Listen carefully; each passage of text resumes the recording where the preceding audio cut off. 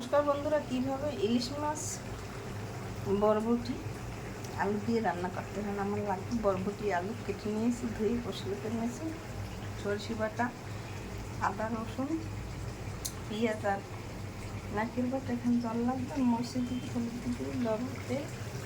এখানে আমি হলুদ মরিচ মেখে মাছটা ভেজে নিয়েছি। কড়াই দিয়ে দিয়েছি, চুলা ধরিয়ে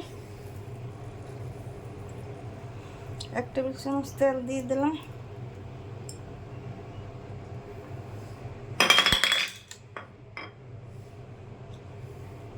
তেলের মধ্যে জিরে ফোড়ন দিয়ে দিলাম, বরবটি হলুদ আর লবণ দিয়ে ভেজে নিতে হবে। সামান্য একটু হলুদ আর সামান্য একটু এই লবণ দিয়ে তাকে ভেজে নেব।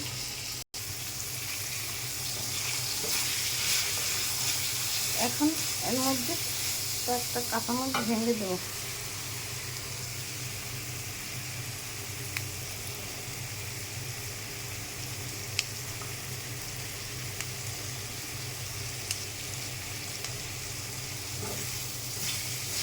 এখন পেঁয়াজ বাটা আর আদা বাটাটা দিয়ে দেব। এই যে পেঁয়াজ আর আদা দিয়ে দিয়েছি। এখন এই বরবটি আলুর সাথে ভেজে নিতে হবে একটু সময়। আর অল্প একটু তেল দিয়ে দেব, বেশি তেল লাগবে না, 1 টেবিল চামচ তেল দিলেই হবে। বরবটি আলুর সাথে পেঁয়াজটি ভাজা হয়ে গেছে। এখন পরিমাণ মতো জল দিয়ে দেবো।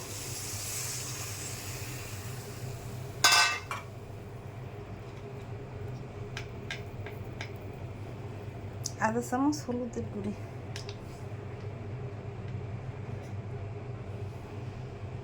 1 চামচ জিরার গুঁড়ি,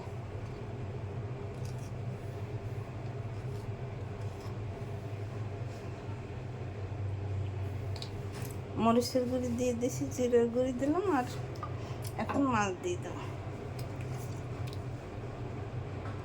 এখন ঢাকনা দিয়ে ঢেকে দেবো। আমার বরবটি আলু সিদ্ধ হয়ে গেছে। এখন নারকেল আর একটু সরষে বাটা দিয়ে দেবো।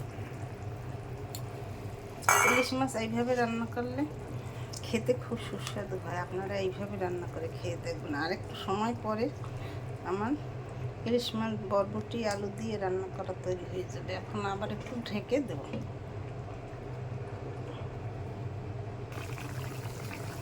এই যে আমার ইলিশ মাছের ঝোল রান্না তৈরি হয়ে গেছে। দেখুন, দেখতে কত সুন্দর হয়েছে, খেতেও দুর্দান্ত স্বাদ হবে।